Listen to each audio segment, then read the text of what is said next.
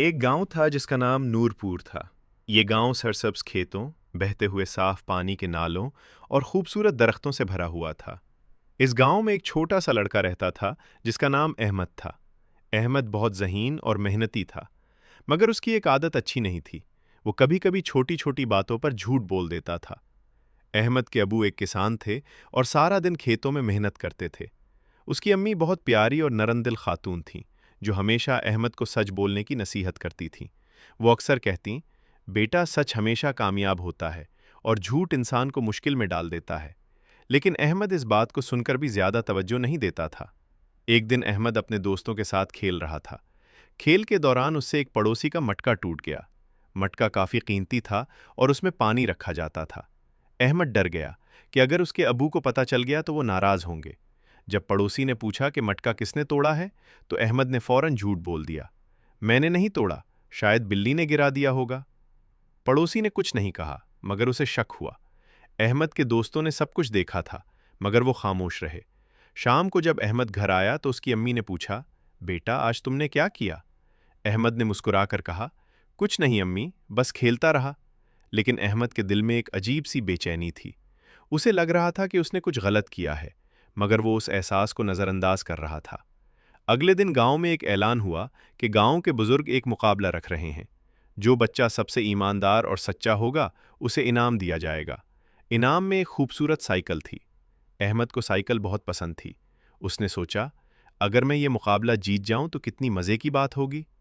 مقابلے کے لیے بچوں کو مختلف کام دیے گئے۔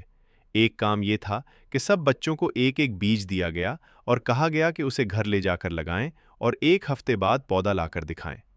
احمد نے بھی بیج لیا اور گھر جا کر اسے مٹی میں لگا دیا۔ وہ روز اس کو پانی دیتا، مگر کئی دن گزرنے کے باوجود اس میں سے کوئی پودا نہیں نکلا۔ دوسری طرف اس کے دوستوں کے بیجوں سے چھوٹے چھوٹے پودے نکل آئے تھے۔ احمد پریشان ہو گیا۔ اس نے سوچا، اگر میرا پودا نہیں نکلا تو میں ہار جاؤں گا۔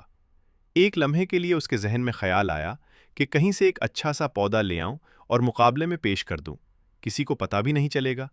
مگر پھر اسے اپنی امی کی بات یاد آئی، سچ ہمیشہ کامیاب ہوتا ہے۔ احمد کچھ دیر سوچتا رہا، پھر اس نے فیصلہ کیا کہ وہ سچ بولے گا، چاہے کچھ بھی ہو۔ مقابلے کا دن آ گیا۔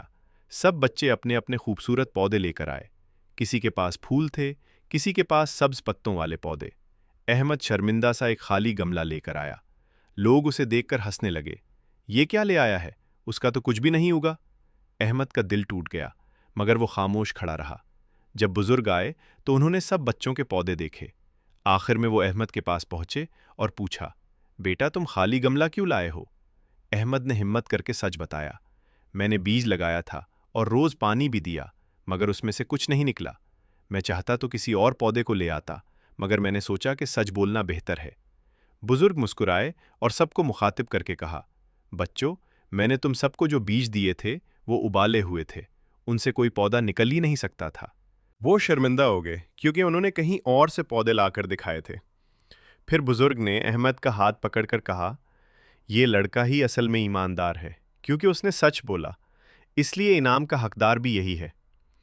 احمد کی خوشی کی کوئی حد نہ رہی۔ اسے خوبصورت سائیکل دے دی گئی۔ اس کے والدین بھی بہت خوش ہوئے۔ احمد نے اس دن ایک اہم سبق سیکھا کہ سچ بولنا ہمیشہ فائدہ دیتا ہے، چاہے ابتدا میں مشکل کیوں نہ لگے۔ اس کے بعد احمد نے کبھی جھوٹ نہ بولنے کا وعدہ کیا۔ وہ ایک اچھا اور ایماندار بچہ بن گیا اور پورے گاؤں میں اس کی مثال دی جانے لگی۔